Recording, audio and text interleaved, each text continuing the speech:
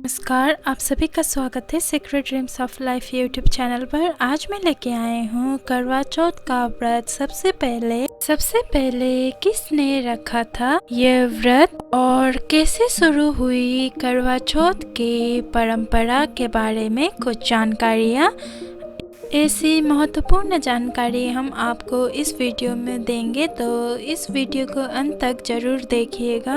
करवा चौथ का व्रत हर सुहागन स्त्रियां रखती है और सुहागन स्त्रियों के लिए ये बहुत ही महत्वपूर्ण पर्व अर्थात त्योहार होता है और करवा चौथ का व्रत उनके लिए बेहद महत्व रखता है। सुहागन स्त्रियां करवा चौथ पर पूरे दिन निर्जला व्रत करती है।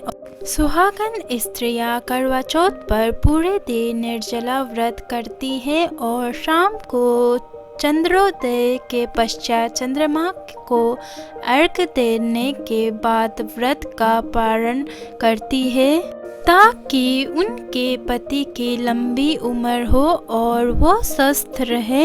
और करवा चौथ का व्रत रखने की परंपरा सदियों से चली आ रही है। करवा चौथ पर माता पार्वती, भगवान शिव और चंद्रदेव की पूजा का प्रावधान है। तो चलिए जानते हैं कि सबसे पहले ये व्रत किसने रखा और किस तरह शुरू हुई करवा चौथ पर व्रत रखने की परंपरा, और इस दिन चंद्रमा की पूजा क्यों किया जाता है के बारे में संपूर्ण जानकारी जानते हैं। चलिए जानें। कार्तिक माह की कृष्ण पक्ष की चतुर्थी तिथि को करवा चौथ का पर्व मनाया जाता है। ऐसा कहा जाता है कि यह व्रत देवताओं की पत्नियों ने भी रखा था।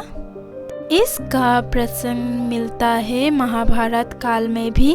पौराणिक कथाओं के अनुसार करवा चौथ का व्रत सबसे पहले माता पार्वती ने भगवान शिव के लिए रखा था और माता पार्वती को इसी व्रत के कारण उन्हें अखंड सौभाग्य की प्राप्ति हुई थी और इसीलिए हर सुहागन महिलाएं अपने पतियों की लंबी उम्र और सुखमय दाम्पत्य जीवन की कामना के लिए यह व्रत करती है। इसीलिए इस दिन माता पार्वती और भगवान शिव की पूजा करने का भी प्रथा चली आ रही है। और करवा चौथ के व्रत के बारे में ऐसा भी कहा जाता है कि एक बार देवताओं और दानवों में बहुत भयंकर युद्ध छिड़ा था और लाखों उपाय करने के बावजूद भी देवताओं को सफलता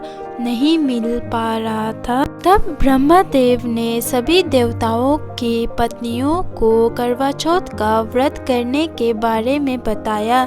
उसके बाद सभी देवियों ने कार्तिक माह की चतुर्थी तिथि को व्रत किया और अपने पतियों के लिए युद्ध में सफलता की कामना की, जिससे देवों को युद्ध में विजय प्राप्त हुई। ऐसा कहा जाता है कि तभी यह परंपरा शुरू हुई है। और करवा चौथ का व्रत की एक और कथा महाभारत काल में भी मिलती है कि महाभारत के कथा के अनुसार एक बार अर्जुन नीलगिरी पर्वत पर तपस्या करने गए थे। तपस्या करने के दौरान उस समय पांडवों पर कई तरह के संकट आ गए।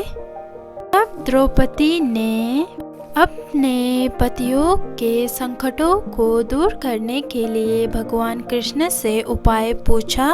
तब भगवान श्री कृष्ण ने द्रौपदी को कहा कि श्री कृष्ण भगवान ने द्रौपदी को कहा कि कार्तिक माह के चतुर्थी के दिन करवा चौथ का व्रत करने की सलाह दी।